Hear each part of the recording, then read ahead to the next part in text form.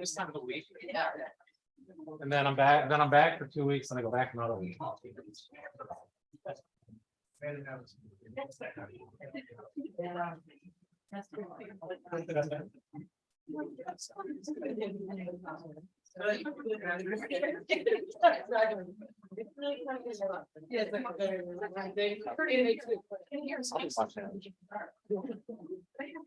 These are my beautiful levels. Oh, so they can put like.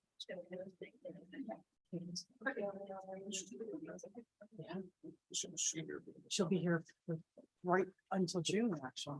Oh, Yeah, that's the field, that's the social school social steel placement. We do that for 10 months. Yeah. Looks like we have a critical mass here for our work group. So I'll convene the working group to examine the taxation of federally recognized tribal nations for our Tuesday, October 17 meeting. Does anyone have any opening remarks or things they want to say? No?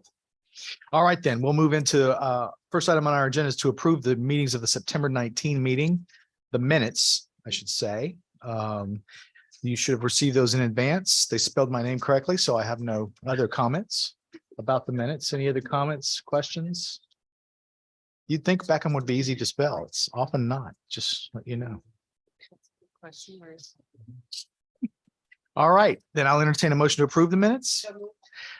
And it's moved and seconded. All those in favor signify by saying aye. Any opposed? Any abstentions? The motion carries. At our last meeting, the Mohegan tribe was asked many questions and did not have a formal presentation at that time, but I understand they do now. And that's the next item on our agenda. Pretty formal. Who Building right forward. Yes, we are. is someone going to lead us through this?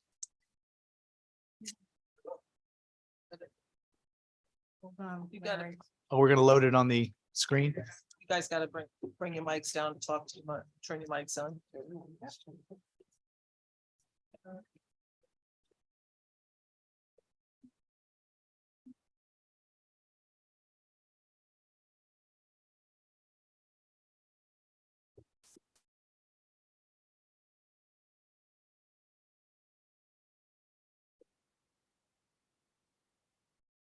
Our administrator's trying to get it up.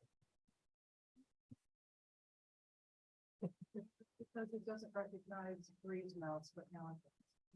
Look at that. Very good. Bias, no. Judgy. Thank you.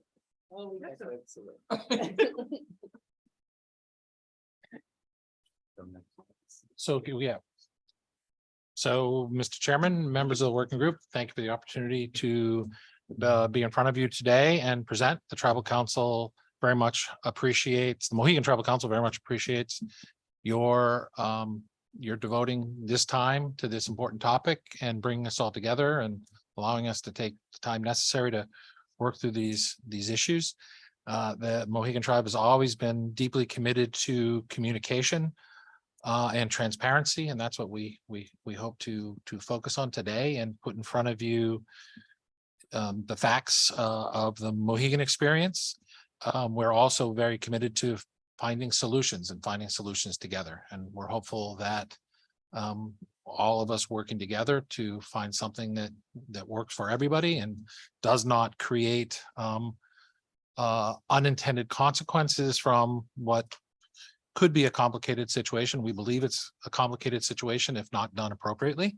But we fully stand behind the elimination of dual taxation on tribal lanes. We just want to maintain parity for the two federally recognized tribes that exist here within your borders. And we also want to recognize that there are agreements in place that need to be dealt with and acknowledged in front of us. We can't pretend they don't exist because they do.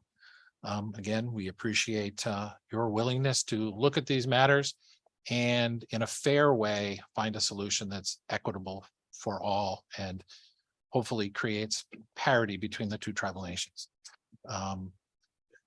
General Roberts is going to walk you through a bunch of slides, and so I'll turn it over to General Roberts, who is truly a national expert, and we're very grateful to have him as part of the Mohegan family now. So Thank you. So we can go to the next slide.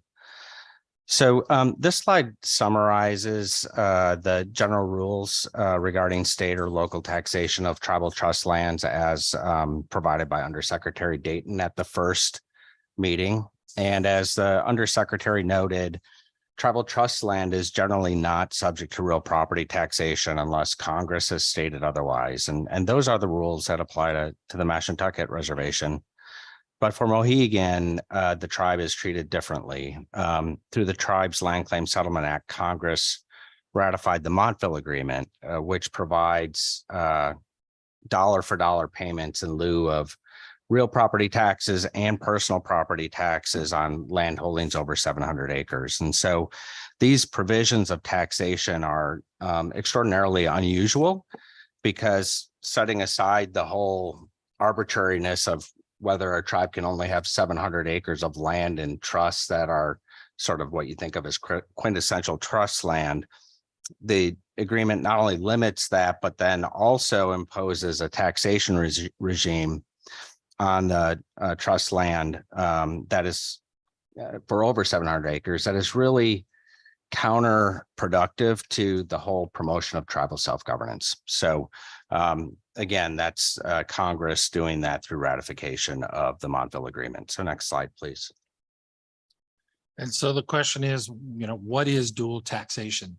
I think as we're defining it, and I think as many of members of the working group are defining it, it is, the ability to tax your lands for services you're providing for people on your lands. Typically, in a municipality is providing services within its borders for people within its borders, and they levy a tax for it. On the Mohegan Reservation, we provide a number of services which we have listed here in front of you. And frankly, we at Mohegan also provide a great number of services off our reservation to the surrounding community with mutual aid agreements. And we also have paramedic service that we are first responders actually off the reservation. Majority of our calls are not on Mohegan Reservation, and they're off of the reservation. Just last year alone, we had 1,563 off reservation paramedic calls that we assume the cost for. And so one of the other questions I understand that Mashantucket was asked, the cost of government services. I can tell you that last year, the cost of government services on the Mohegan Reservation was $97 million. It cost us $97 million to run our government and provide these services for the people that are benefiting from these services on our reservation. And so the argument would be, shouldn't we be levying those taxes on our reservation, not others? Next slide, please. So this slide shows the amount of tribal trust lands and tribal fee lands essentially within Connecticut. For Mohegan, we have 595 acres of trust lands and 661 acres of fee lands for a total of 1,256 acres. As I mentioned before, if Mohegan were limited to just 700 acres, that would be one of the smallest reservations in the country. And when you think about the 700 acre limitation on those trust lands that wouldn't be subject to local taxation, I think it begs a little bit of logic to think that the tribe just voluntarily agreed to limit themselves to 700 acres of quintessential trust land. We noticed a 2021 news article that stated that Mashantucket had approximately 1,600 acres of trust lands and another 2,000 acres in fee lands. Again, just based on press accounts, I don't know if that's precise or not. We can go to the next slide. So this slide shows the vast majority of Mohegan's trust and fee lands within the state of Connecticut. There are some that are not included on this map, but more importantly, this slide shows that Mohegan is just 263 acres away from the 700 acre threshold. And so As I mentioned earlier, Mohegan currently owns 661 acres of fee land. Next slide, please. I think if people have questions, or I know that there was some talk about St. Bernard's and where is it? St. Bernard's is on the previous slide, the large orange piece of land at the bottom of the map, which is contiguous to the Mohegan Church, which was the last piece of land that they held prior to recognition. So it's very important to them. Is And that now included in your total that you just? Those are fee lands, not. but trust it is lands. currently not in trust. I think the point that Larry's trying to make is that if we are to take these lands into trust, we are over the 700 acres now. This is Very not quickly. something that's potentially happening decades in the future or generations in the future. It's a discussion for today because It we're, happens as soon as you. as soon as we do Correct. it, we're there. So the next slide. So this slide shows the status quo of dual taxation on tribal trust lands in Connecticut for both Mashantucket and Mohegan. The far left column is Mashantucket, and you can see that the town cannot assess real estate taxes or personal property taxes on the tribe. The bottom row shows where there's a dual taxation issue with regard to the taxation of personal property on non-Indian personal property. The middle column shows the status quo for Mohegan until we reach those 700 acres. And because of the Montville agreement, we are paying $500,000, $500,000 every year annually to Montville in perpetuity. The town under our Montville agreement currently does not tax the tribe's personal property. And like at Mashantucket, we are subject to the dual taxation again of non-Indian personal property. The far right column shows what we were talking about. Let's say we take into trust various larger parcels that we have and we go over the 700 acre threshold.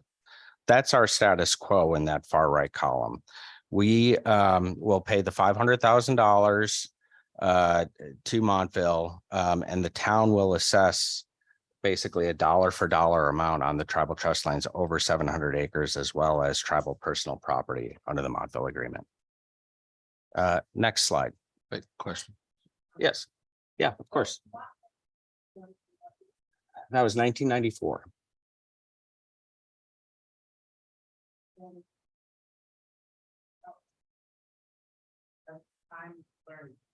Yeah, and I'm gonna in the slides that come up, I'm gonna talk a little bit about the 1994 agreement because that was one of the questions posed.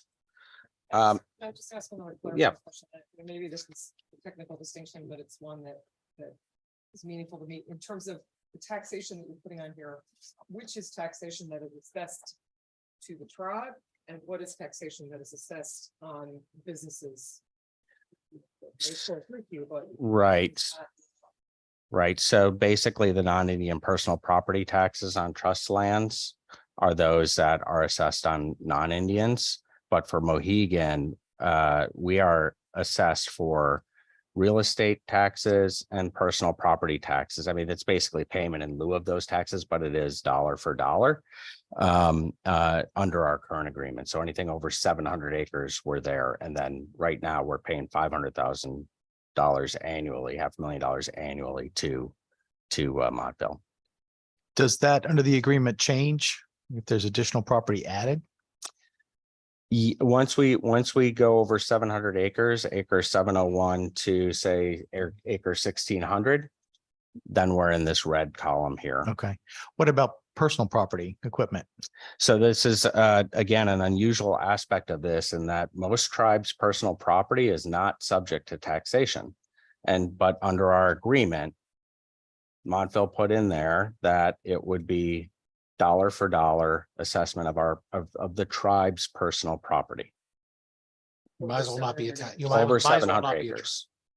Over 700 acres. Mhm. That was done after the government said that. After the Department of the Interior issued a positive decision saying that we're going to recognize the tribe. And during that period when the state of Connecticut could appeal that decision and challenge that decision. I'll talk a little bit about that later. It's an important question. So it's an important time period and to understand what was happening at that time. So the next slide shows the result if, for example, the state were to enact legislation without taking into account the Montville Agreement.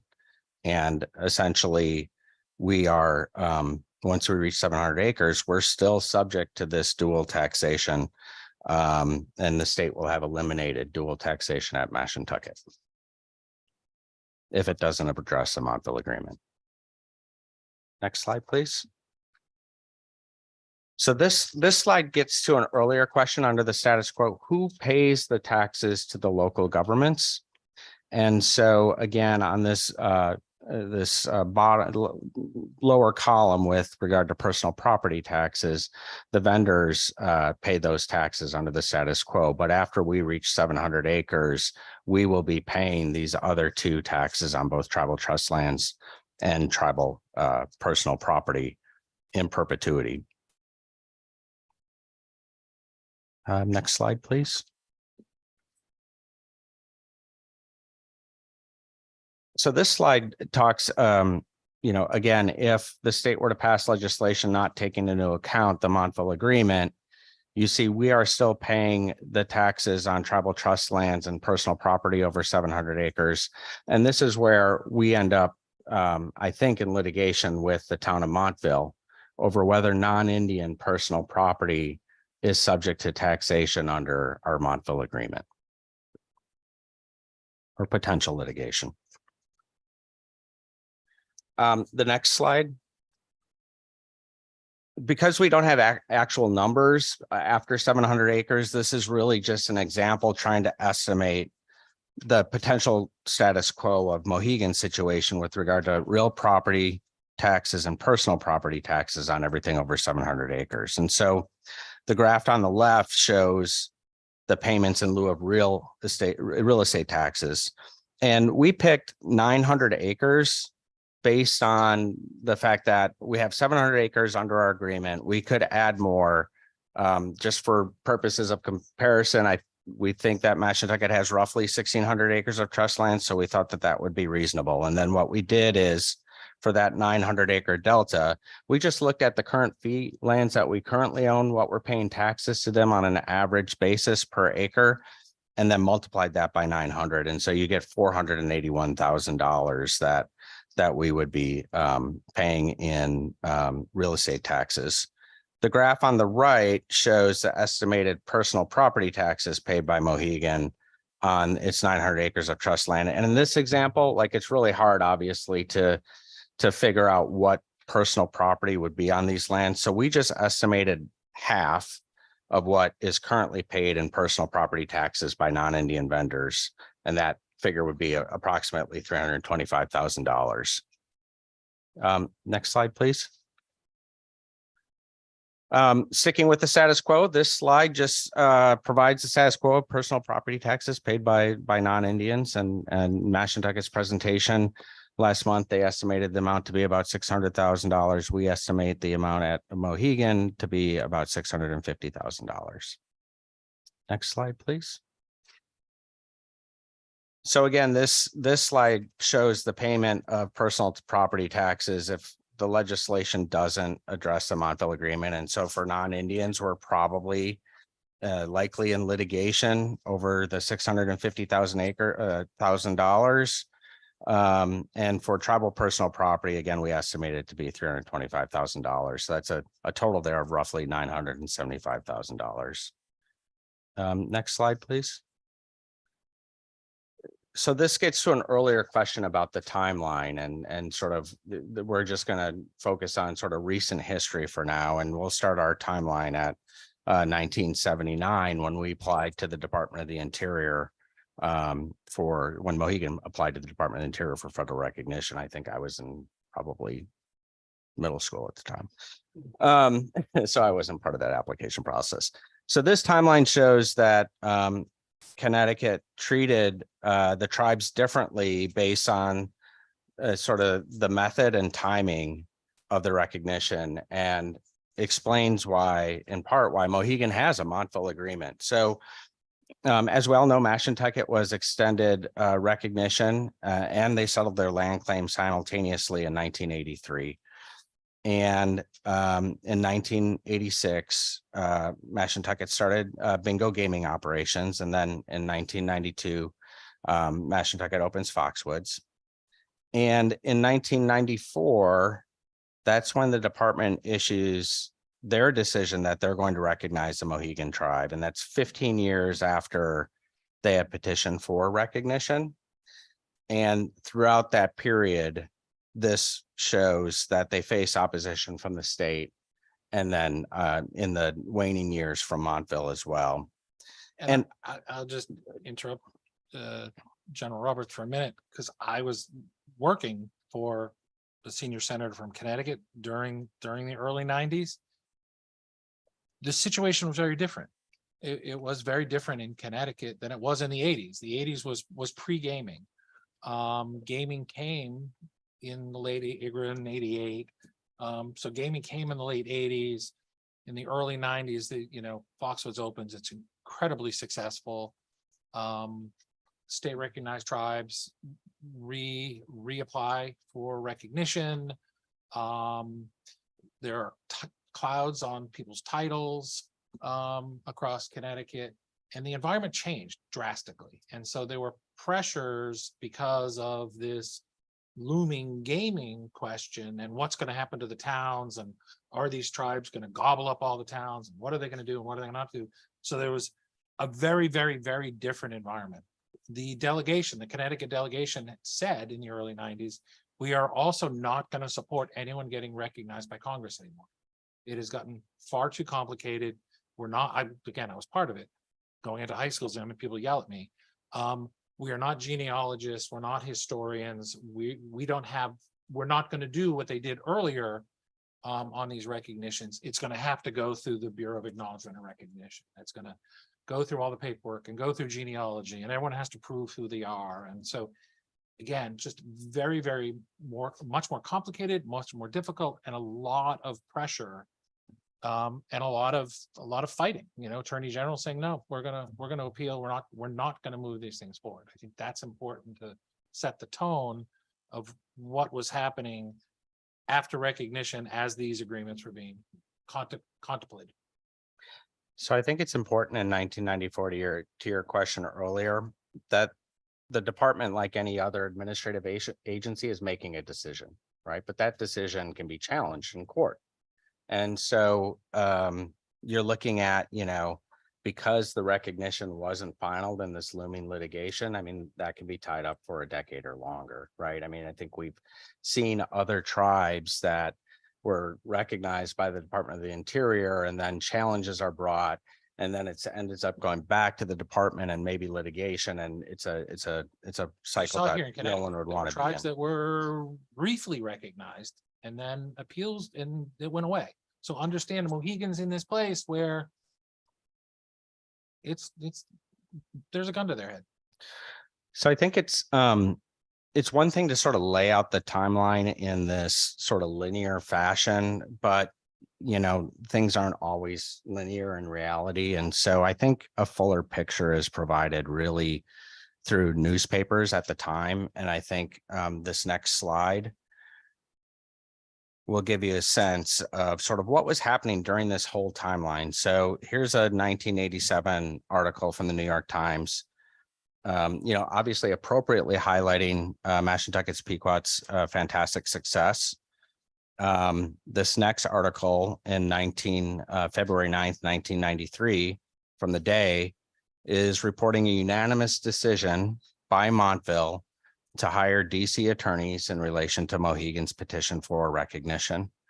I will note that about a month following this article, Interior is quoted in the Day, surprised by Connecticut and the town's opposition, literally, and Interior saying, quote, "I can't think of any other case where the local government has been in opposition. Usually they think of it as a positive thing." So this next slide. In 1993, again, all during this time period leading up to recognition and Interior's decision in 1994, this is a day article as well, where Ledyard is asking other local towns to support them in fighting Mashantucket Pequot. And the Montville mayor at the time is urging other officials to support Ledyard and said, quote, there are a lot of Indian tribes within the Council of Governments region, and it's just a matter of time before they start popping up, end quote, and seeking recognition. Quote, then see what's going to happen to your town. They're going to start eating up your town, end quote. This next article is literally a few months before Mohegan achieves Interior's positive determination. This is quotation from the Mohegan's longtime medicine woman and tribal historian. And she describes in this article the long simmering wait for the recognition decision. And she says, quote, it's probably the most stressful thing people can go through. She shares in here, quote, no one is sleeping well, that it's all consuming, that she is hearing from tribal members who haven't reached out saying they can't sleep. And I think she really captures the feeling that the tribe was going through at the time, because she describes it as, quote, it's a sense of living in the leap. People are floundering for direction because it's such a major life event waiting for a decision. And so on March 7th, 1994, the Department of the Interior announces that it's decided to recognize the Mohegan tribe. There are 574 federally recognized tribes across the country. In the 45 years that Interior has administered this federal acknowledgement process, only 18 tribes have been recognized through it.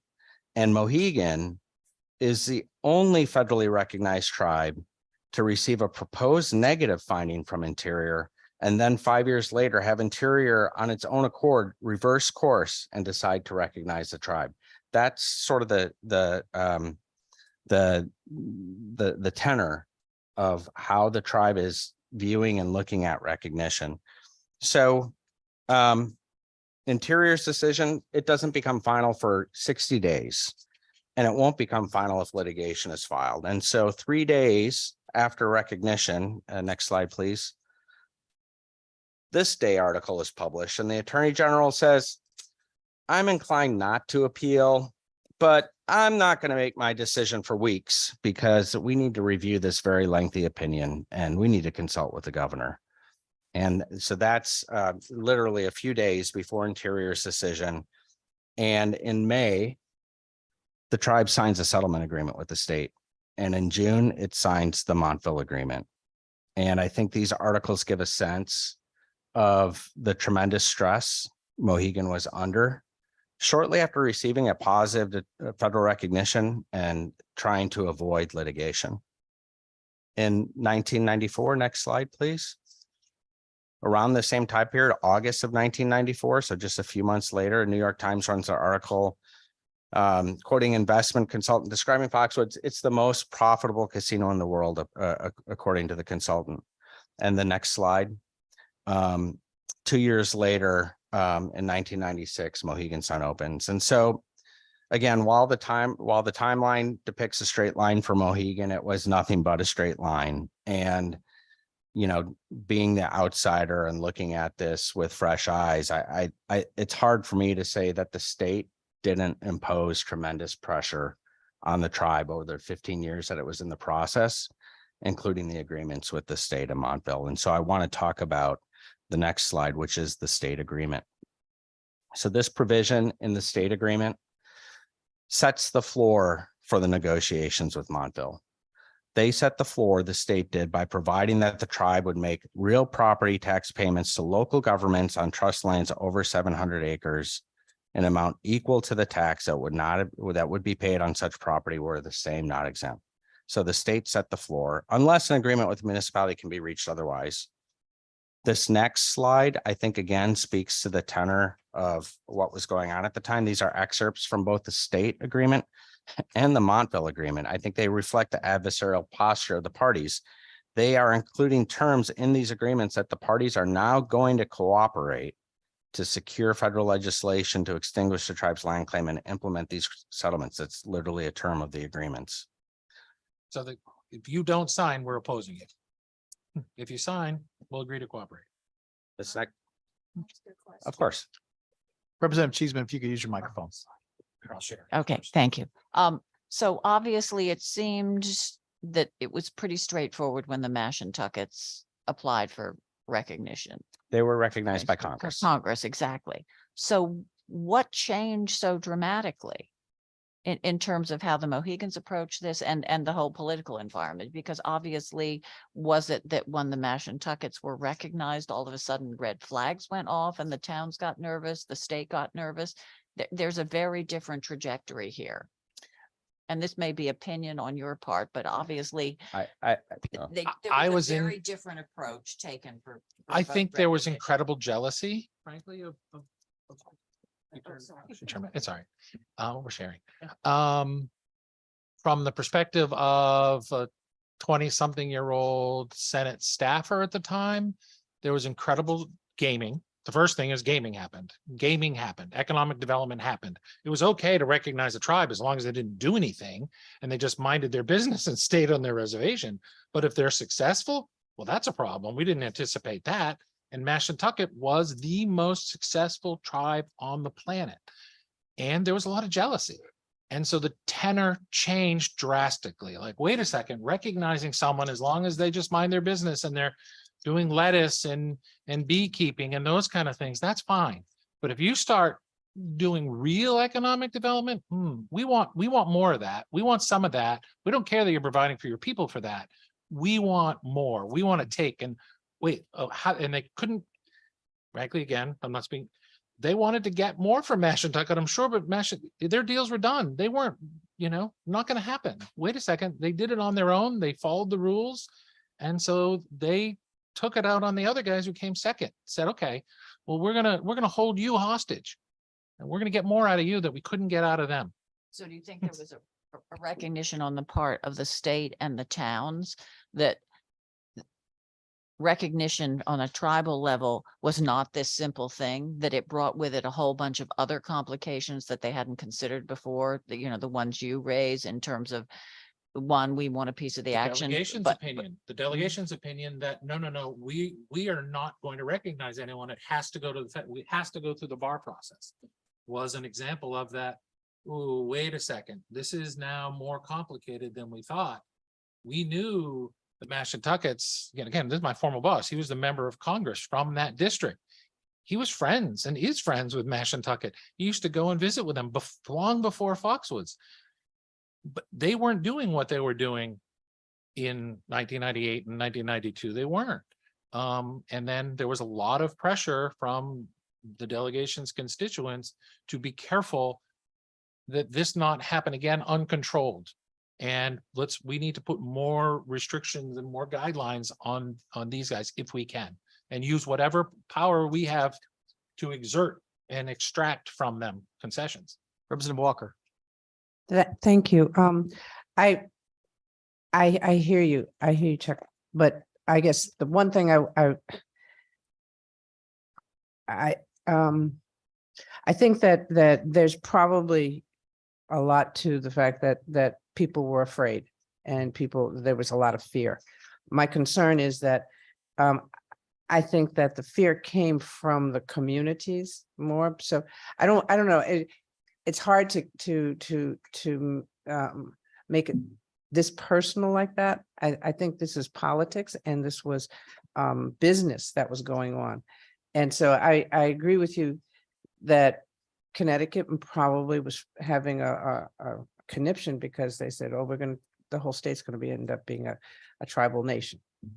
And so because there is a lot of, not in my backyard in many circumstances, but I would like us to stay at least right at the right level. I think I think your facts are here, and I think what you're presenting is very important and very clear.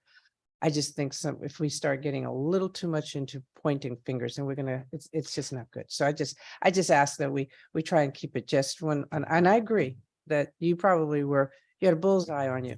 I'm sure you did. And so I just want to say, let's talk about what happened and everything. I just asked that for my sake. Okay. Yeah. Thank you. Well, and along those lines, I would say it probably was fear of the unknown to some extent, but we have a very positive working relationship with Montville now, right? So the communities have worked together in spite of these agreements, right? In the years after, building trust and working together. But the agreement, I'm sorry, but the agreement, it was. Representative Walker. Yeah, I'm sorry. But as we all know, agreements, as we evolve and grow, change. So I think that the fairness and the equity Mhm. is what we need to really weigh in on. As far as, what is appropriate and what isn't. And so I think that's going to be something that we're going to hear, and we're going to make some decisions on that, because we've had a lot of laws that have been in the state that we have turned around Mhm. because of the lack of fairness and equity. And that's the most important part, is that we provide that for people now, because we're smarter now. Thank you. Senator Austin has a question. Thank you. I don't really have a question. I was just commenting on my colleague Representative Cheeseman's comment that said it was a simple act for Mashantucket, and I would say that that's not actually true. Having lived in this area my whole life and recognizing I didn't work for anybody in Congress, but I recognized what was going on in every community. I spent a lot of time on Lantern Hill and all up and down Route 2 as a teenager, which was granted a number of years ago. But the state nor the federal government were easy with Mashantucket. They also faced years and years and years of litigation that in order to become appropriately recognized. And so it wasn't an overnight incident that happened, and Connecticut never changed its opinion on Native tribes from the recognition of Mashantucket through the recognition of Mohegan. And what I consider the really bad act that happened with both the Eastern Pequots and the Schaghticoats, when they were recognized and then ultimately not recognized, the only two tribes in the country that has happened to. So I think that we have to be careful in comparing history of the Native American communities in our state because it's not been good for any one of them. And so I just want to make sure that we're not saying one tribe is treated differently than another, or one tribe is treated worse than the other. They were all treated badly. We could go back to the Treaty of Hartford. And so, I mean, I just want to make sure that we're not saying this is bad and why did we do this? We were always bad to the Native American communities from the time of our inception as a state. Thank you. Representative Warren. Thank you. I don't know if that made a difference to switch it from me, but I first of all, I want to really express support for the comments of Senator Austin just now and Representative Walker about I have not had the length of involvement that Senator Austin has, but just in my experience, these are long and complicated history, and comparing the equities of our two sovereign nations is a fool's errand and not one that we should, they have both suffered at the hands of others in many ways for many years, and we are never going to be able to sort of do some sort of accounting of who was more harmed than the other one. We can tell many stories of that. So I guess one of my questions is then, so in my experience with because you are both sovereign nations, we use a lot of euphemism for taxation. In gaming, for example, it's not taxation, but it's just an agreement to make certain payments to the state in order to move ahead. And so I think of this, maybe just me, I'm thinking of this particular agreement as sort of yet another euphemism for taxation, as is in here, in which case, I guess my question is, you have made the case that you signed it in part to whatever, a huge part to get recognition. But are there, to go back to, if we are analogizing this to taxation, are there services, and this is a question I would ask both tribes, that you receive from Montville in return for, even if it's not that the express terms of the agreement, in return for these, what is looks and smells a lot like taxation.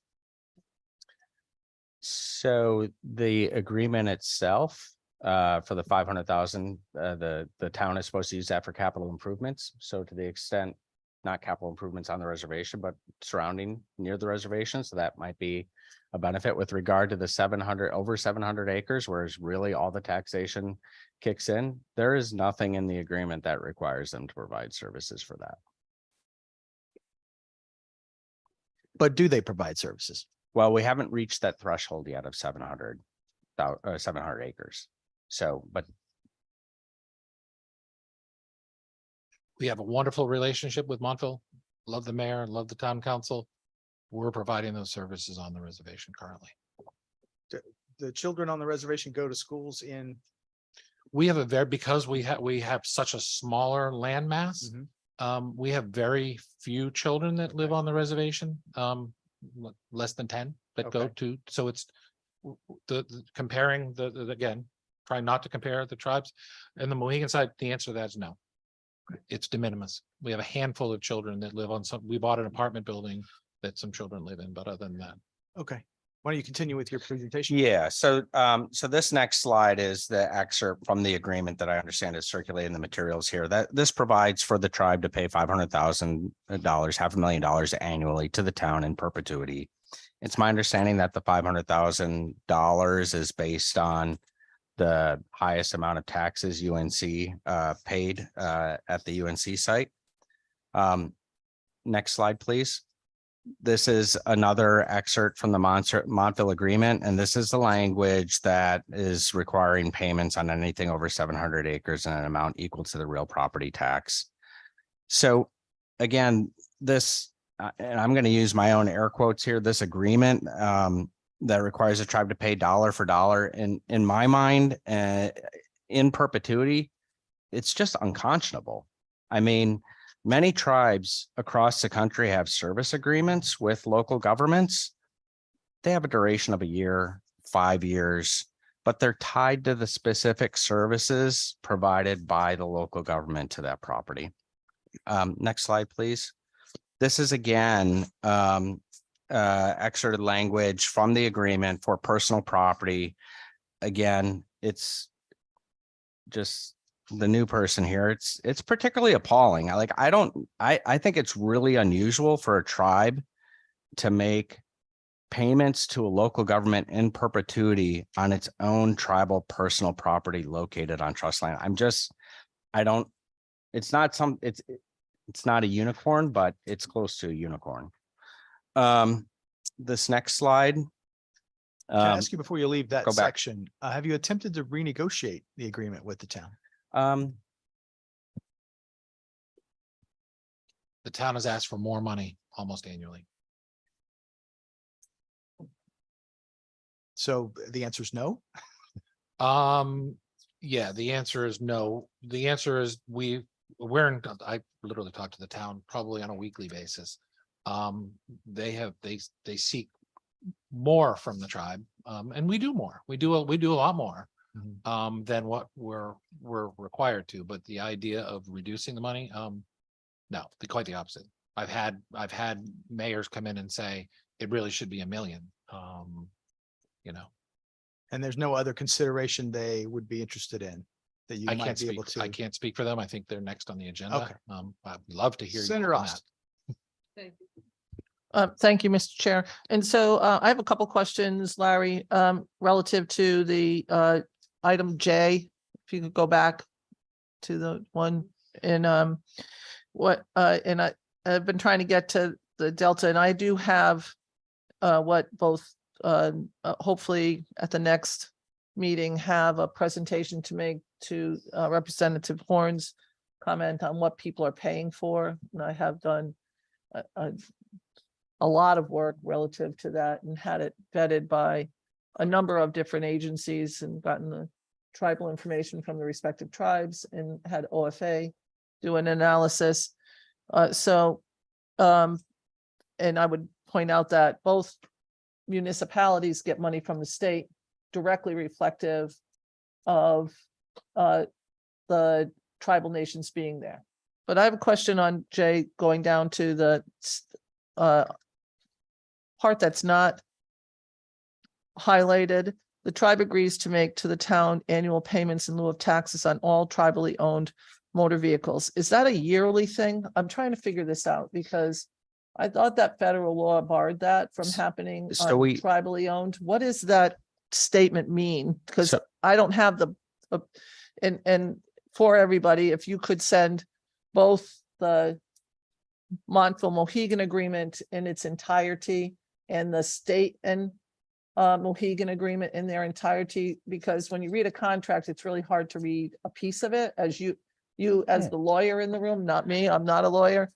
But I find that if you don't read the whole compact, you sometimes don't know what it means. And I don't understand this part because I most recently got some information from the town of Montville that it collects taxes on motor vehicles. And is it that related to this sentence here, or is there something else going on? So this applies only once we reach the 700 acre threshold. Okay. Okay, and so your question about whether the tribe is paying personal property taxes on motor vehicles now to the town. Under the I don't know if the tribe is paying that. It sounds like maybe they are in some respects. Under the agreement, it provides that if it's housed on our initial 700 acres, that wouldn't be subject to trust. But if it's housed on one of our fee parcels, that it could be subject to trust So I had or asked them. subject to tax. I'm So- sorry. So we had asked the assessor, was that on fee or in trust? And my understanding, it was an in trust situation. And so I think we need to just delve down into it. I just want to make sure that Mhm. that what we're seeing is the right thing, but I appreciate that comment. So this is over 700 acres. Correct. Okay, thank you. Thank you, Correct. Mr. Chair. So the next slide is really a question Chair asks, and I'll leave that to the towns to address that answer or that question. Next slide is slide 22. What is the impact? So again, if the legislature were to pick up the language that didn't pass in the prior session, it would eliminate the dual taxation for Mashantucket Pequot, but dual taxation would continue for Mohegan. And it would lead to my sense is litigation filed by Montville with regard to those non-Indian personal property taxes. So this next slide is Mohegan's proposal, and we would propose that we're not in favor of dual taxation. We want to end the taxation of non-Indian personal property on trust land. We would propose that the legislation allow the tribes to receive a credit against the payments they make to the state for these three tax categories, that, the tribes be allowed to take a credit from the payments they make to the Mashantucket Pequot Fund. And in some respects, this is net neutral, because if you allow the tribes to take a credit, we are providing those dollars to Montville, right? It's not like we're keeping dollars, we're paying Montville money and taking a credit that we otherwise would send to the larger fund. Next slide. Senator Austin has a question.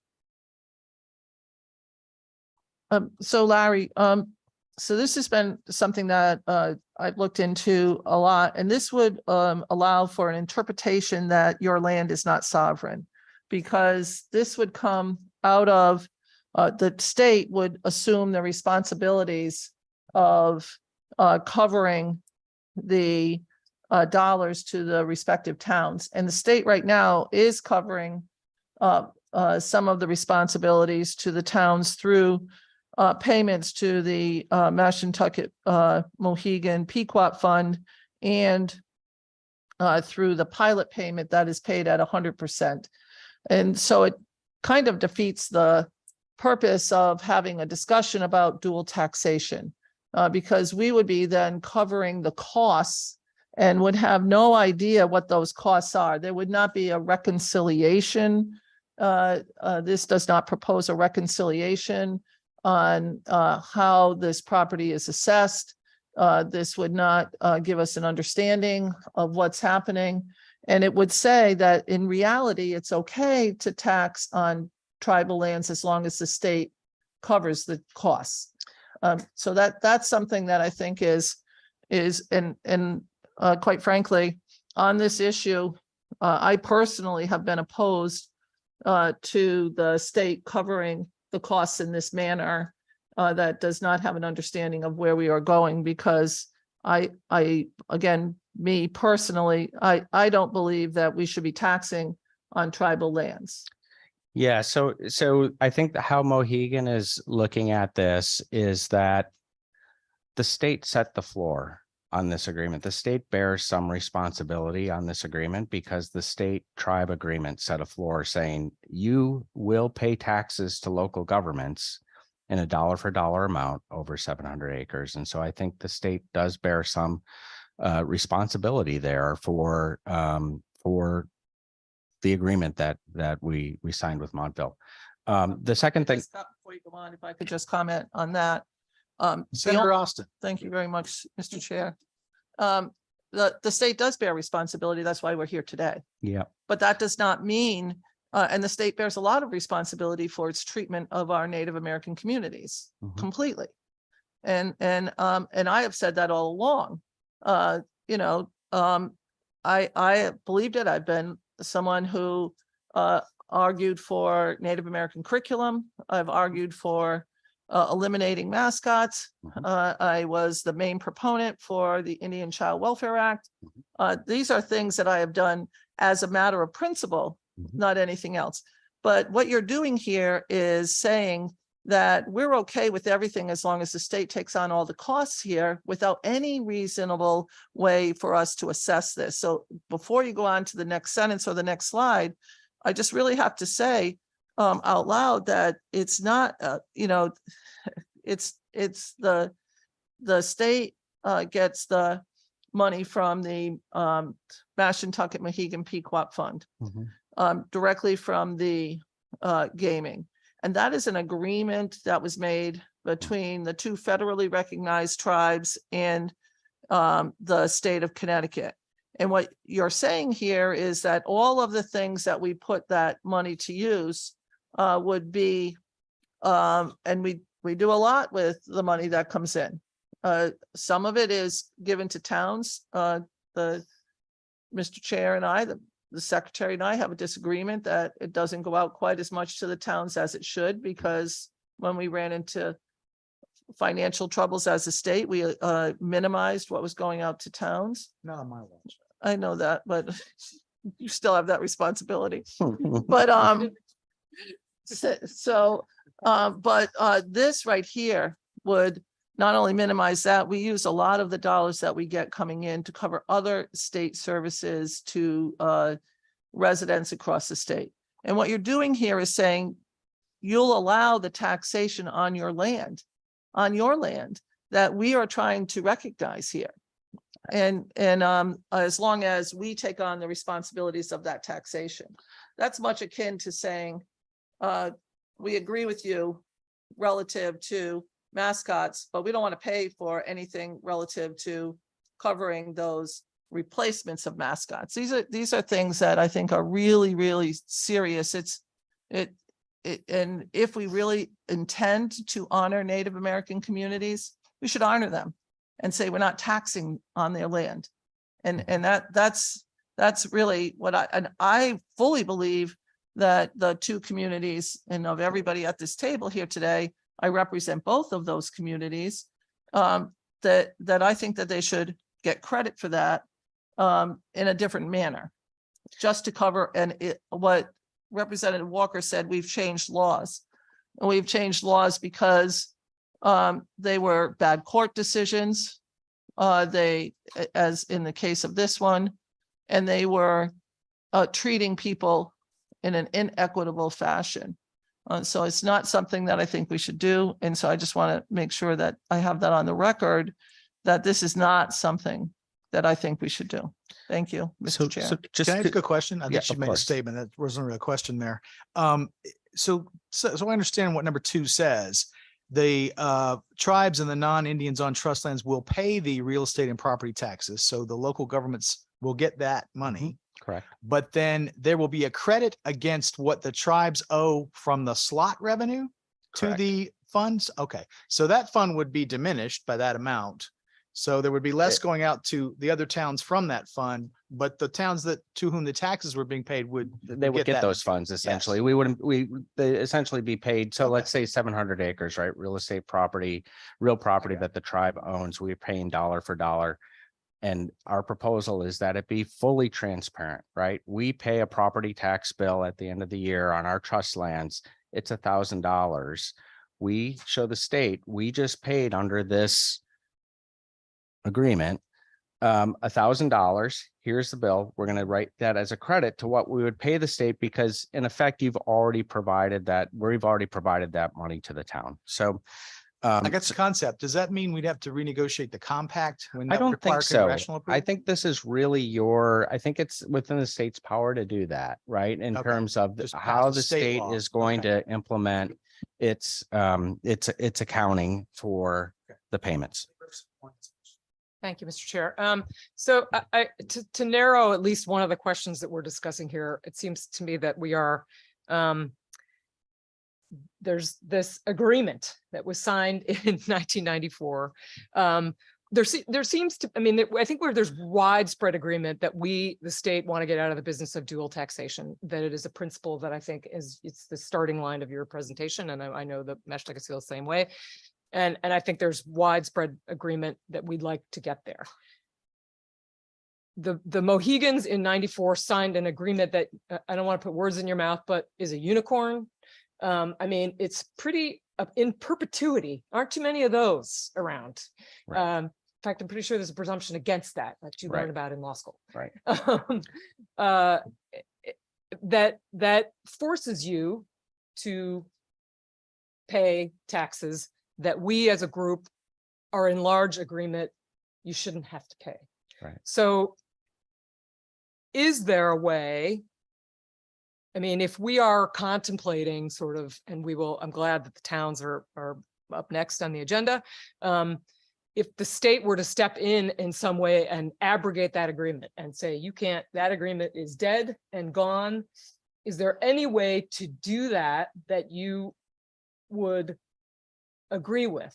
I think it really depends on what the towns have to say about that. I think we're open to any sort of resolution in terms of how to bring parity and equity. I think it's just unfair that the tribe is paying real property taxes on its trust lands, dollar for dollar, and personal property. And so however we get there to equalize that so that we're not making those payments, that's really our goal. So if there's brighter minds around this table than myself, and we can figure out a solution to do that, we'd be open to it.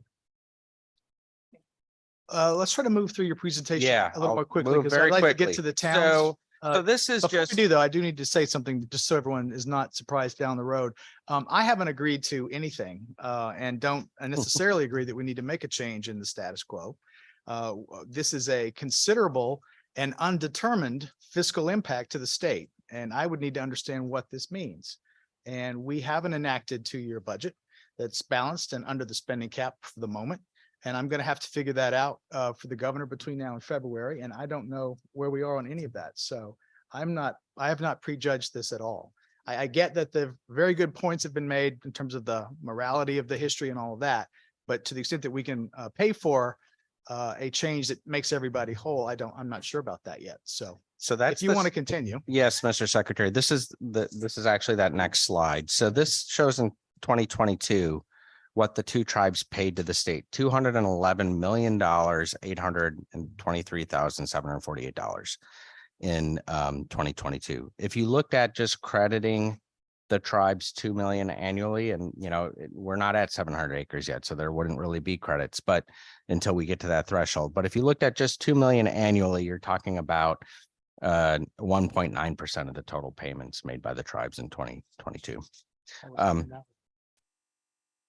Just to clarify Larry's math, that's from both tribes. If both tribes got a $2 million credit, it's less than 2% of what they're sending to the state. So this next slide, again, you've seen this. This is really the impact of ignoring the Montville agreement. Next slide in terms of, so I think just, looking at why should the state take action? I think looking at the situation objectively, Connecticut did impose unconscionable pressure on Mohegan. And look, at my years at Interior, where I was there for approximately 6 years, I would say 90% of my job was tribes coming to the federal government saying the federal government acted wrongly in pick a decade, 1860, 1950, 1960. We need you to correct this. And so, and I know and we prioritized during the Obama administration and Biden administration, correcting those actions. And I know that's why all of you are sitting around this table, because you have an opportunity to correct these wrongs. And, I just think in looking at these agreements with fresh eyes in 2023, they're not anything anyone should be proud of. Next slide in interest. Connecticut's not alone. There's Mashantucket gave fantastic information on terms of what states are doing in this field. I will just say that Maine is grappling with their own restrictive settlement acts that they imposed on the Maine tribes. And the Maine legislature took action. Maine actually, in their settlement act, imposed that federal laws that apply to tribes would not apply to Maine tribes unless the federal legislation actually said it applies to Maine tribes. Think about all of the bills that Congress passes, right? And so the Maine legislature took action. Unfortunately, the governor vetoed that bill that passed the Senate and House in Maine. And so those tribes are still pushing forward on that. Michigan talked about last time in terms of Michigan litigated against tribes on their treaty rights and taxation issues. They reached agreement on those issues. In California, you had an administration under Governor Schwarzenegger who said tribes should pay their fair share and charge exorbitant rates on their gaming compacts. And the new governor came in and said, we got to correct this wrong. And they've done so. And finally, I just want to point out Montana, where there's a lot of tribes, a lot of trust lands, a lot of reservations. What Montana does is they say, if the tribe has applied to place its historical Aboriginal lands in trust, we're not going to tax it at all while we're waiting for a decision from Interior. We're going to suspend taxation. And if Interior makes a decision within 5 years to take it into trust, no taxes owed. So there's a lot of states that are doing good work, just like you all are doing good work. And we'll conclude in the interest of time. Thank you for your attention. Representative Horn has a question. I promised the chair this would be a quick question. What the list of other states, are municipalities a party to any of this? The settlement agreements here, or these are all agreements? I between think they're- states and tribes? I think they're primarily state legislation or state agreements. Thank you. Yes, can we get the slides down in case other people have questions who are online? So far, we don't see hands up. Thank you for that. All right, thanks for that presentation. We've all learned quite a bit. There's Senator Austin.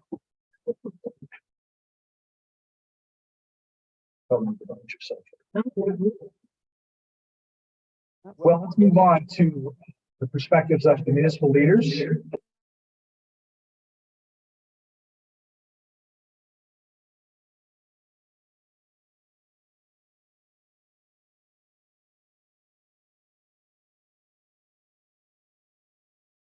I believe you're muted, sir.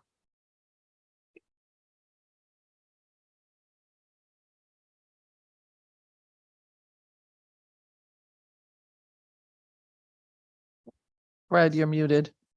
So you. Thank you, Fred. And for you to talk, Fred, you need to unmute yourself.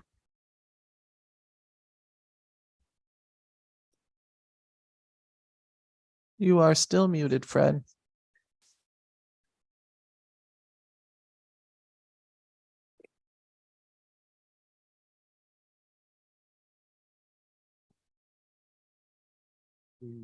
Move to the other Oops, panel while we button. sort out this technical But difficulties. Fred, do you need us to, can you take that down while you figure out what's going on? We'll ask Ron to speak.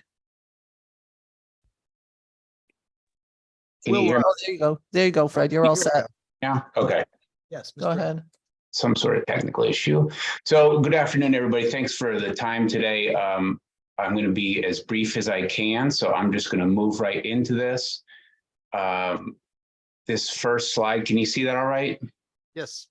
Okay, so just a little bit of brief history about Ledyard. We were part of New London Colony back in 1653, then part of Groton in 1702, and then we ultimately became the town of Ledyard after Colonel William Ledyard.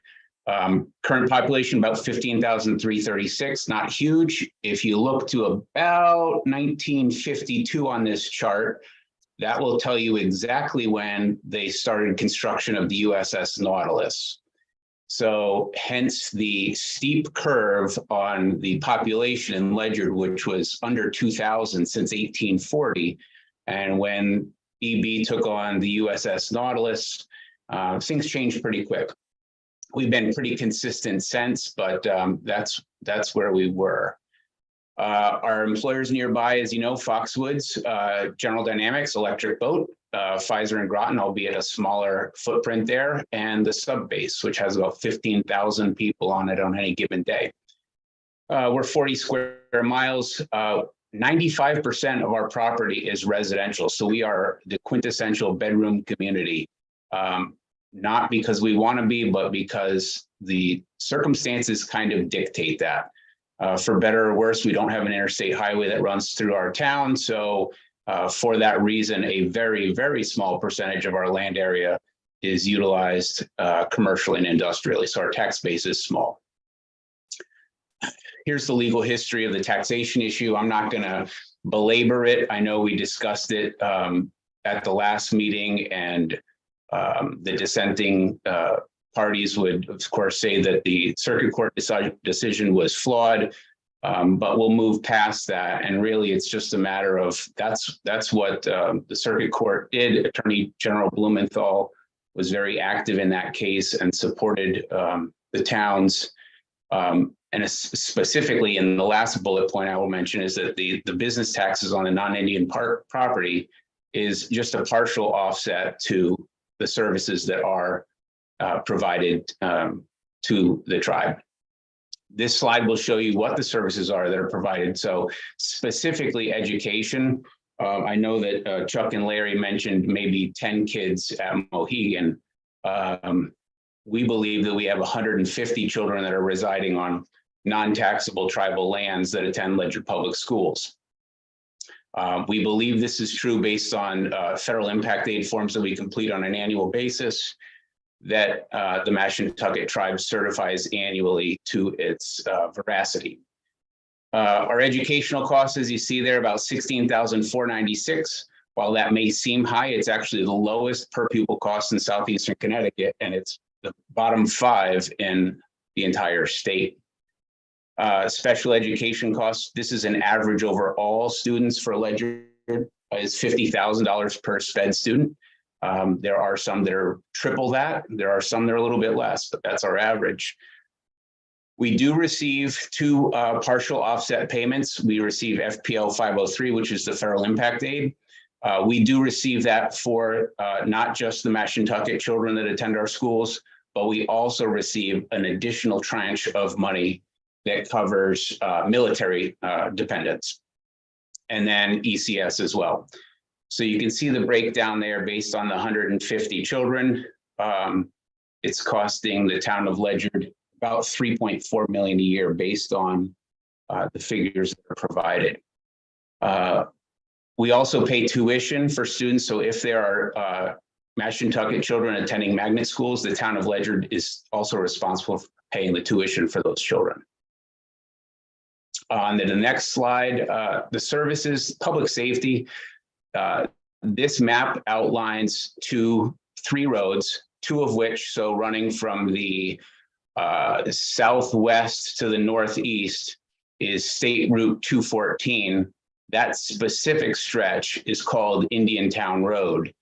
That stretch, and then the loop up at the top by North Stonington, and then down is State Route 2.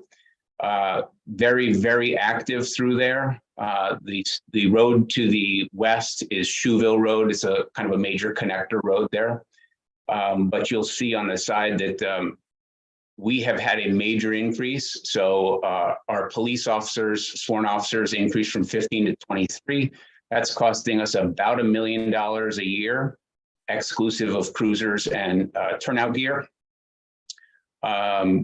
We are still providing the pistol permit applications. Our chief of police is doing that. That may change. I know the Mashantuckets were looking to get that over to them to handle, but I think right now they're in between police chiefs, so that may have to wait a little bit longer.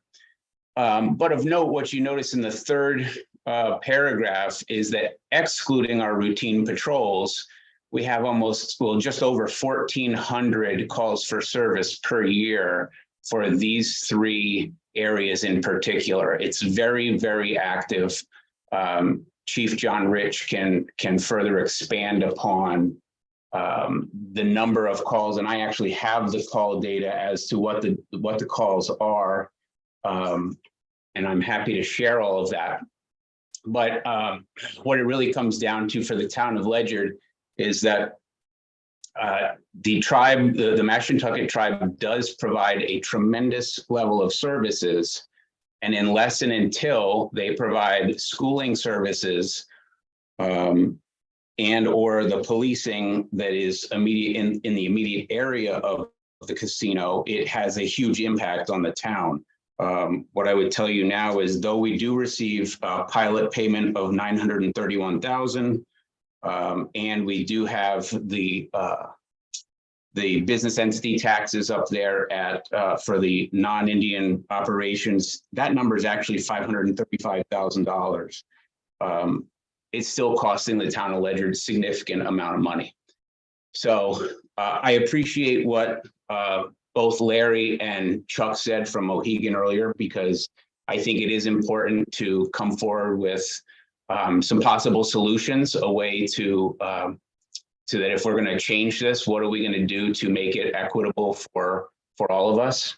So I very much look forward to that, and I look forward to hearing how that may happen.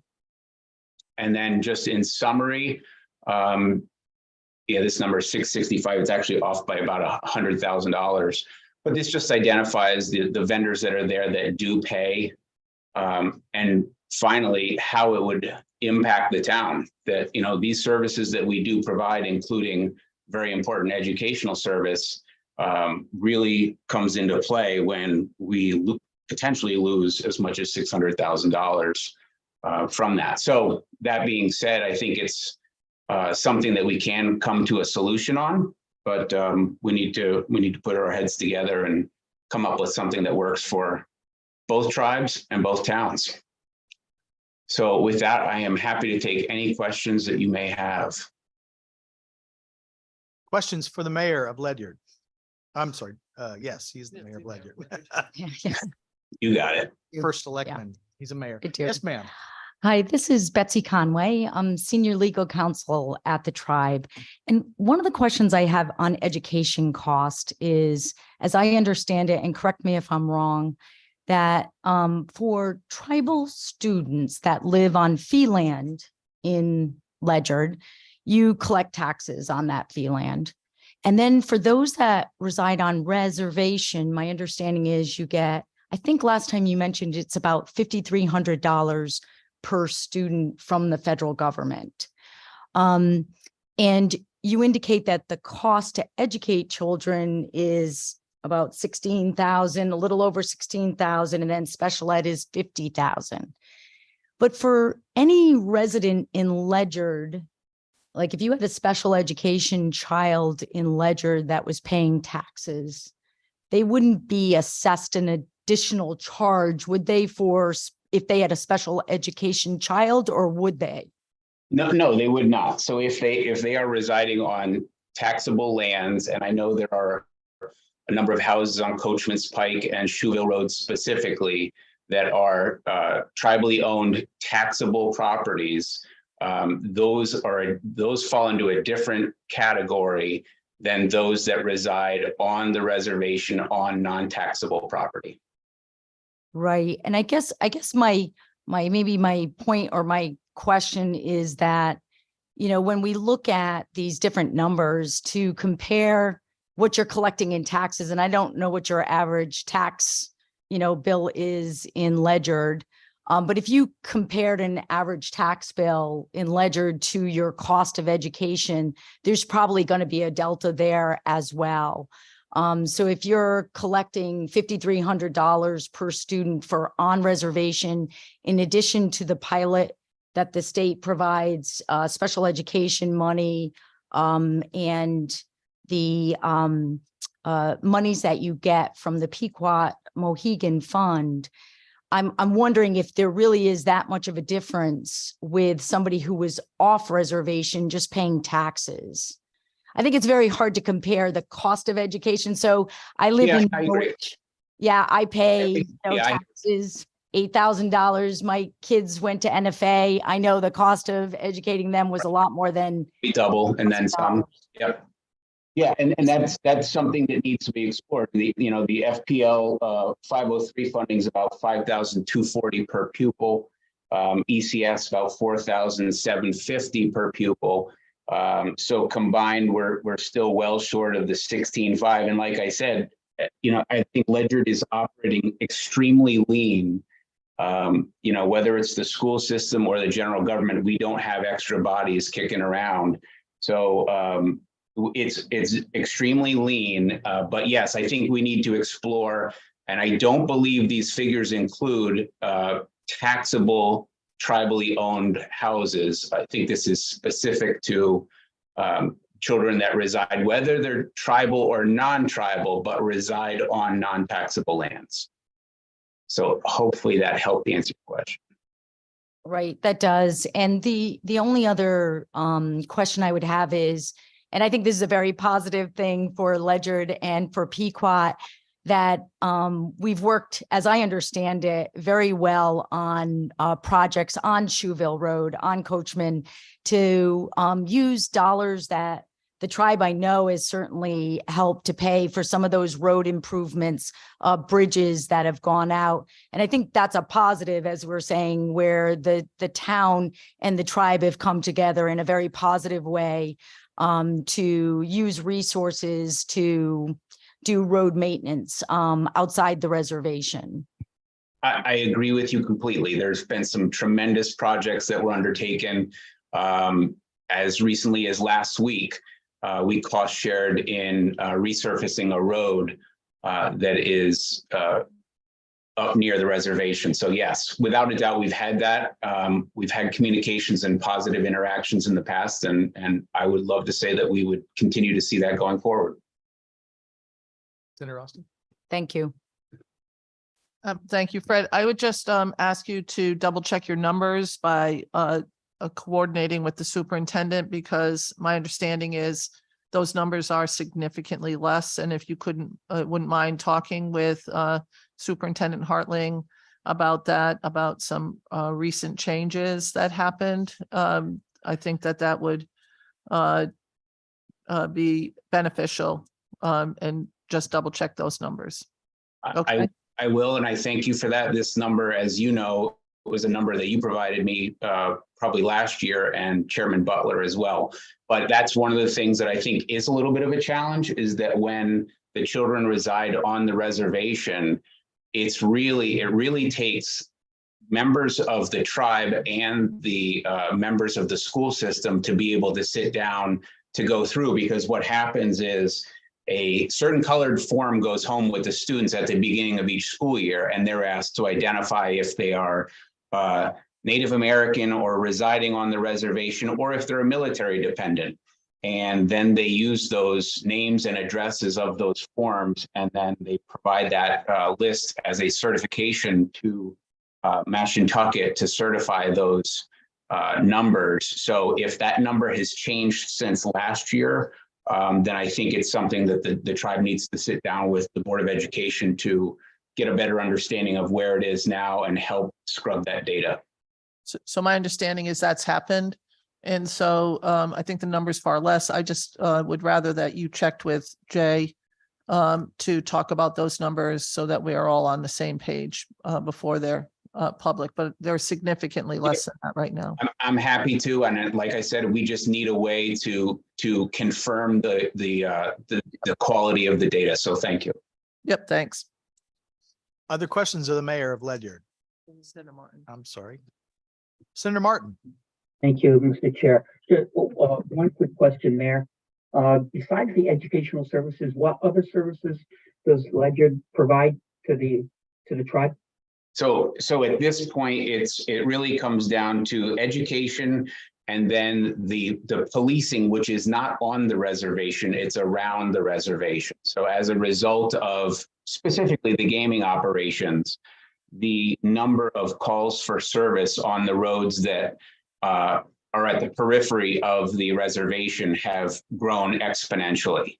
It's just a huge number. As I said, we added 8 police officers. They're costing us about $952,000 annually, exclusive of cruisers and turnout gear, et cetera.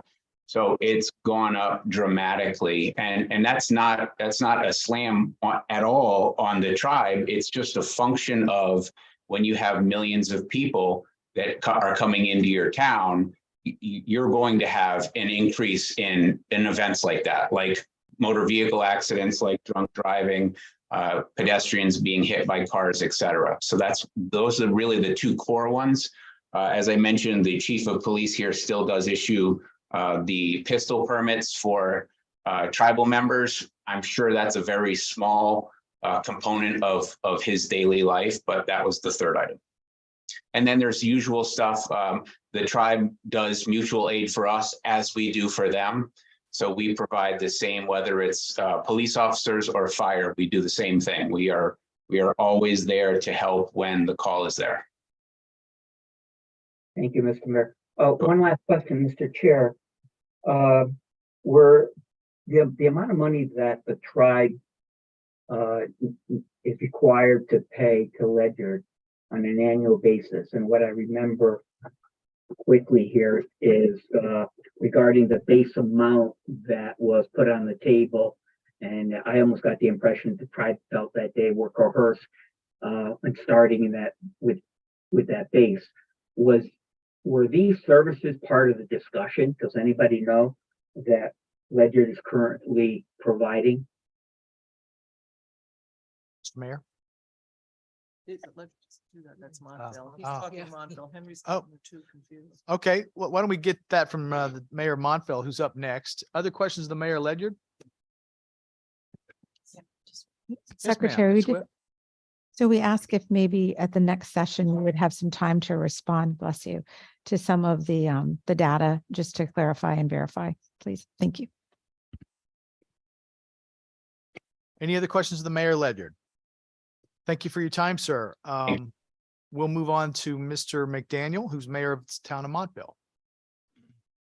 Good afternoon. Thank you. The testimony I had prepared is very reiterative of General Roberts' testimony, so I won't go word through my testimony. I would like to begin by saying to Senator Austin, I did, at your request, send a copy of the compact agreement to you yesterday morning, and I did send it to Ms. Keen for the whole committee for distribution as well. So you should have that in your possession. I think I'm going to be a little more anecdotal than my colleague over in Ledyard.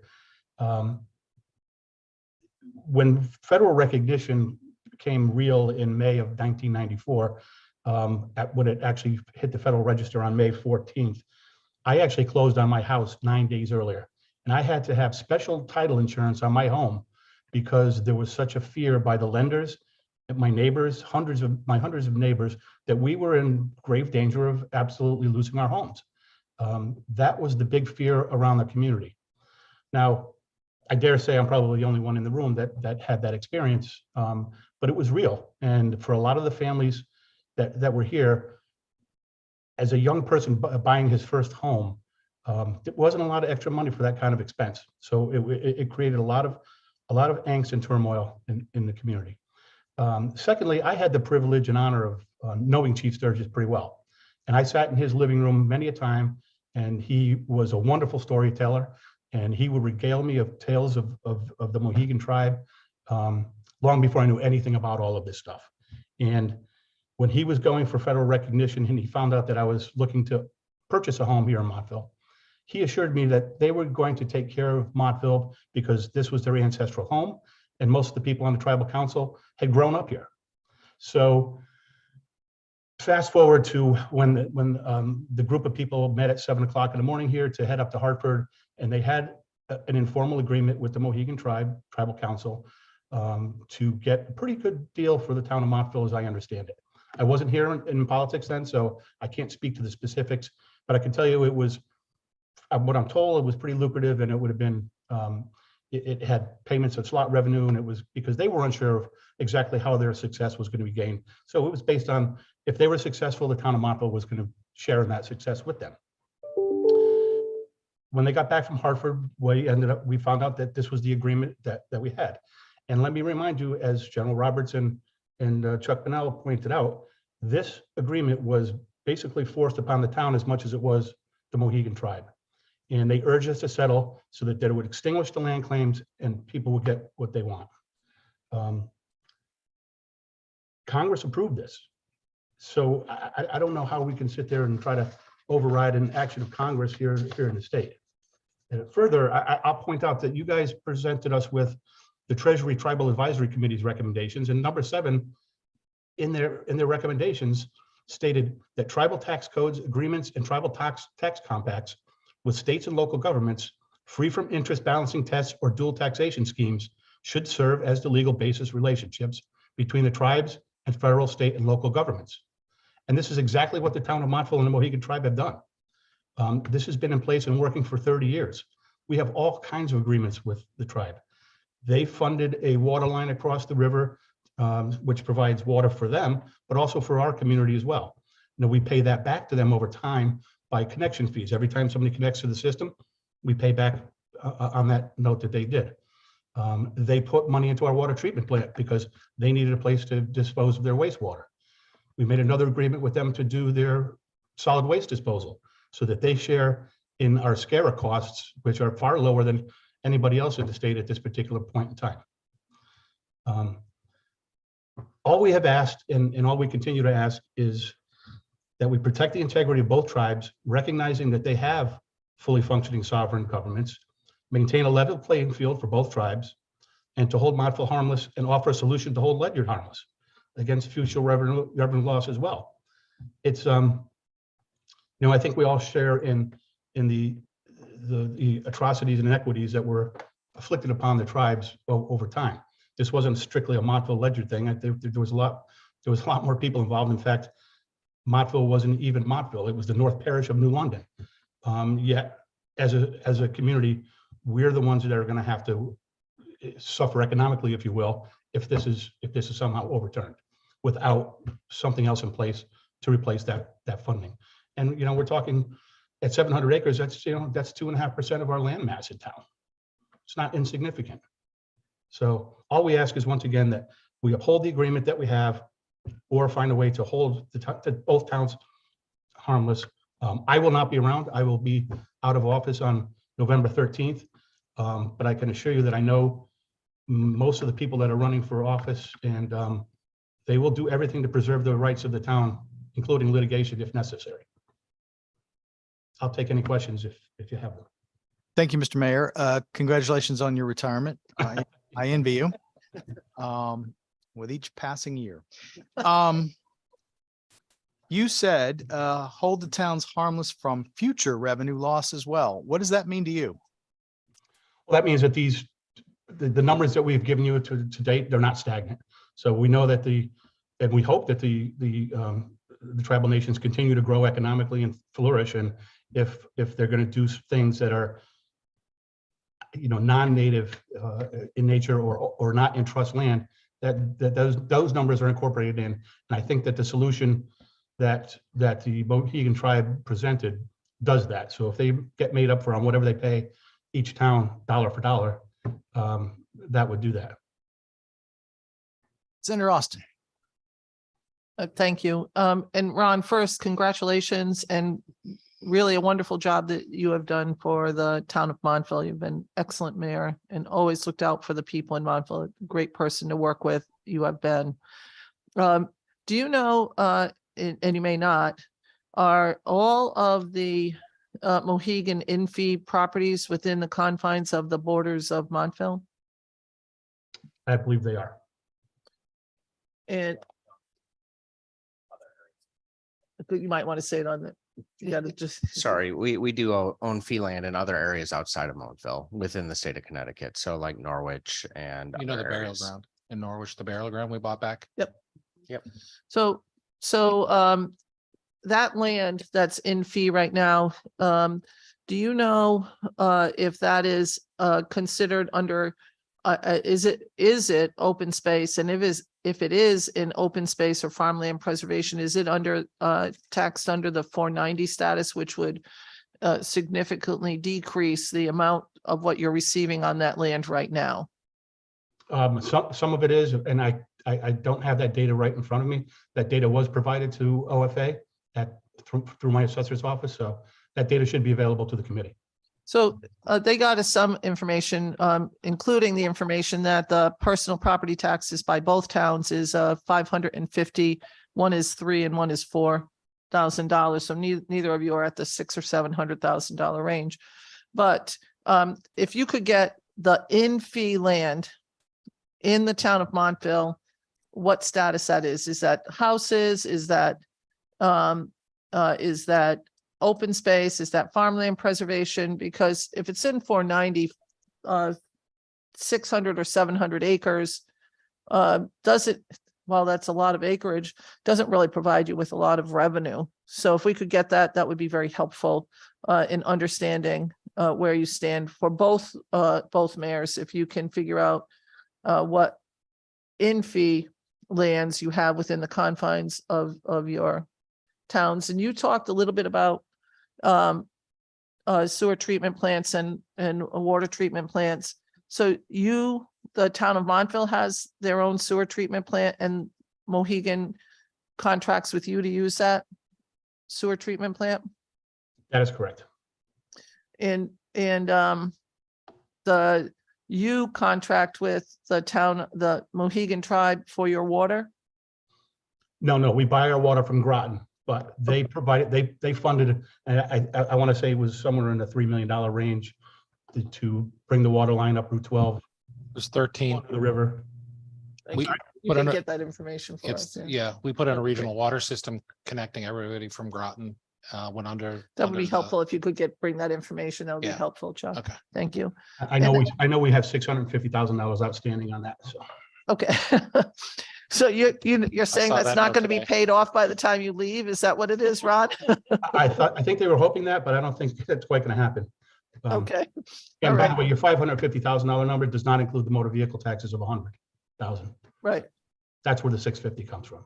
I'm trying to figure out the motor vehicle taxes too. Do you know if the motor vehicle taxes are on in-fee land or if they are on in-trust land? Again, I would have to, I'll send you the spreadsheets again. That would be great. Thank you. And then the SCARA payments, that all of the waste is picked up by the town of Montville and Mohegan pays you. How does that work?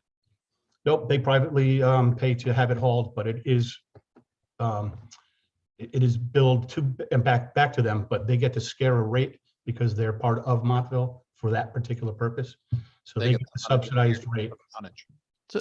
So Chuck is saying that you get credit for the tonnage, but that's actually something that many people might not understand because they don't have the same relationship with their resource recovery authority like Eastern Connecticut does with our SCARA system. So if you could get a little bit of a tutorial for people on this committee to understand that would also be helpful. Okay, I don't have any, if I can give it a brief history of it. When we built the waste to energy plant down here and took out the bonds for it, each town had to commit a certain amount of tonnage so that we would able to guarantee that we'd be able to fund the building and operation of the waste to energy plant. So we needed as much garbage, frankly, as possible. So we took, we have three separate entities. Actually, there was 4 entities that made up Montville's share of the minimum tonnage. We had the Montville tonnage, we had the Mohegan tonnage, And then we had the tonnage from Corrigan and Rogowski prisons that went towards our tonnage totals. So they get all billed out separately to everybody. However, that has been subsidized by the fact that we are an independent quasi organization that's done fairly well managing our resources. And we're able to have a tip fee, you know, in the $65, $66 range right now, when I'm sure everybody's aware that it's more in the $90 to $100 range elsewhere in the state. Right. No, I agree with you that's an important resource for everybody to be involved in. So if you could just get us that additional information, you also have to do is send it to Susan Keene. She is the tracker of all information. That would be very helpful. And if Fred, if you could send the information on your police incidents, the spreadsheet that you have, that would be also helpful. Thank you, Mr. Chair. Do that. Other questions of the mayors? All right. Well, thank you for your time, Mr. Allen, Mr. McDaniel. Nice to meet you virtually. Thank you. I'm sure we'll see you soon. Thank you. The next item is other business. Other business to discuss? Senator Austin? So I think we want to have a meeting in another month, sir. Sure. And we want to go over some of the data that's been provided. And I've captured some of that on a document that I'll share with everybody right before the next meeting so that everybody can weigh in on it and see it. And then if we could get this information as soon as possible, I'll incorporate that into the document also. Very And that good. would be helpful. So that we can make sure we're comparing apples to apples. All right. Senator Austin's volunteered to create an exhibit for us to consider. I believe we had a request for a response from the Mashantucket Nation as well. So they'll have an exhibit or something, or some kind of a presentation, it sounds like.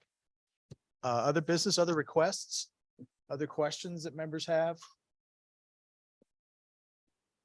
And this may be, Representative Cheeseman. thank you for recognizing me, Mr. Chairman. This may be very difficult, but I think one of your questions to the mayor of Montville was making them whole for any future increased revenue.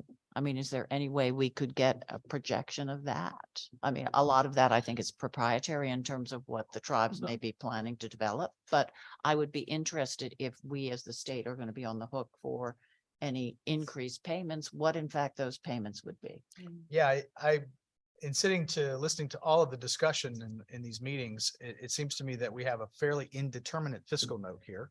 I'm not sure what taxes we're talking about. Meeting before last, we got into sales and income taxes too. So I'm not sure what the state fiscal impact is. It sounds like it's considerable, and it sounds like it can grow in the future, at least according to the mayor of Ledyard or mayor of Montville. So I don't know if Senator Austin has I do. angle on that question. I do, actually. That's why, in particular, I've been looking at the land in fee, which is the land that would, if ever was considered to be being put in trust. And I think that people need to understand that in trust is not an automatic. Moving land from in fee to in trust is complicated, and it in many ways is reviewed by and Larry's looking at me, so I'm thinking I'm saying this exactly right, that and Jean and Betsy, I know far too much about this, and I am not a lawyer. But I do believe that is something that has to be approved by the Bureau of Indian Affairs.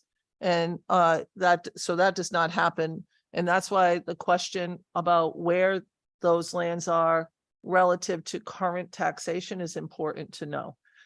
So that's why I've been looking at what is in fee. What if it's under 490 status? Essentially, you're paying pennies relative to that. Our current 490 status legislation, you could have 1,000 acres and pay less than a couple of $100s. So I think that's something that we have to know what it is. So it's a very small amount, and I've paid attention to that because I've moved a lot of land into open space preservation, and recognizing what impact that had on a community was important to know relative to taxation. Betsy Conway. Yes, ma'am. Yes, just before we leave today, I want to make sure something's clear from the Mashantucket Pequot's perspective. As we said last time, our focus is very narrow on non-Indian personal property.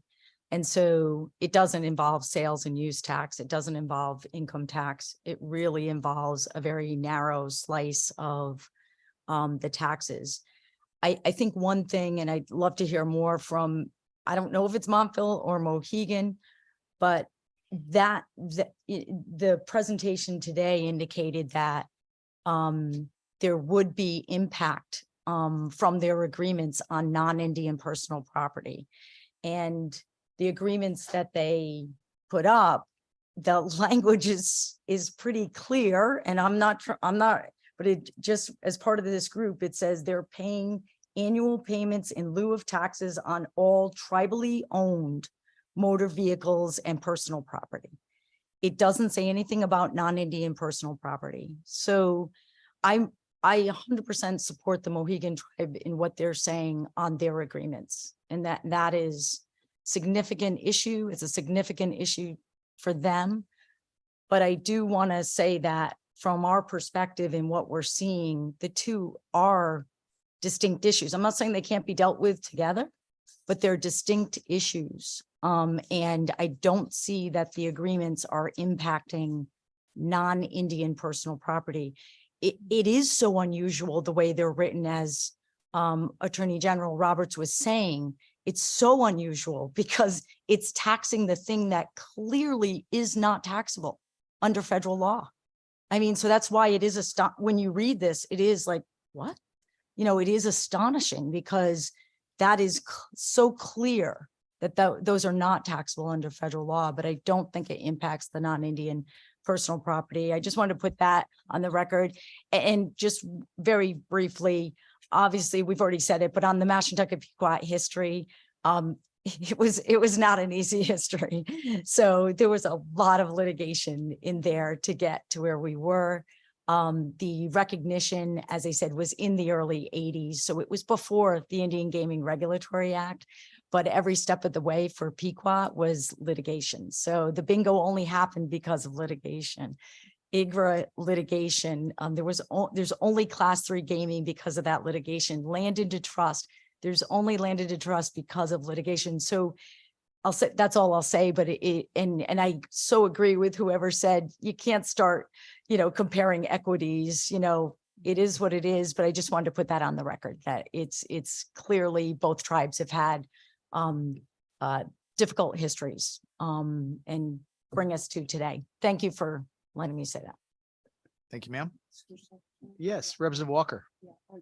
I just want to, say that, first of all, thank you for all of you coming together to talk about this. It's very emotional for me because whenever you see circumstances where people are being exploited in different ways, it becomes personal. I think that we have a lot of issues here that are very clearly need to be addressed. I would like to look at some of the benefits that we've had already through the relationships, but with both tribal nations in their communities, because there are tremendous benefits that have happened for them. And yet that everything does seem to go back to the dollars. And I hear you, Mr. Secretary, because that's what we talk about all the time. But it also is a circumstance where we as a society have to understand there's certain things that can't be equated by the dollar in some way, shape, or fashion when we have something that is not balanced for all. So I look forward to more conversation about this. Connecticut is a very, very, very basic and very solid state, but they also do have consciousness that says that everybody needs to be equitably addressed. So I think I agree. We did start out with dual taxation, but it's gotten a little bit deeper because it does have a few things that really you can't support no matter which way you look at it. So I hope that we have a chance to really talk this out and I agree with the towns. It's going to be a hard burden. But that hard burden sometimes it means in order to make things fair and equitable, we all have to share that. So I hope that we all look at what is being proposed and look at it with clarity and honesty about how we should be going forward in making sure that all people in Connecticut are dealt with equitably. So thank you. Thank you, Mr. Thank you, Secretary. Representative Walker, Representative Horn. I hate to follow that because that was beautifully said. Thank you, Representative Walker. I have one little technical factual thing that I'm hoping we can get out next time. I believe it was the mayor of Montville referred to the fact that the Montville agreement is, has congressional status. It has there are specific legal implications about that. And I would like to make sure that for the future meeting, we understand exactly what that means and what the options are and aren't. I don't know whether you all Sure. are in a position to address that. We or can not. address that at the next meeting. Great. Sure. Thank you. Thank you. Oh, sorry. Thank you, Representative Horn. And I know our administrators are writing these questions down and these points will be on our next agenda. I'll discuss with them when the next meeting will be. The idea was 30 days from now. That makes sense to me. November's a busy month with a couple of holidays, so we'll have to work that out with the administrators, but we'll see everyone next month then. Any other business, any other questions or comments before we adjourn? Sorry, one more. Oh, one more for Representative Horn. I would just like to wish Representative Cheeseman a happy nuptials.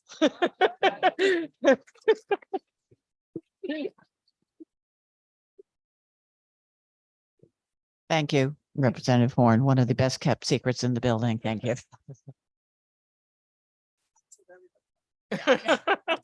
We're all living through you, Holly. Exactly. Congratulations. Well, with that, I'll entertain a motion to adjourn. All right. All those in favor, signify by saying aye. Aye. Any opposed? Ayes have it. We'll see you in 30 days.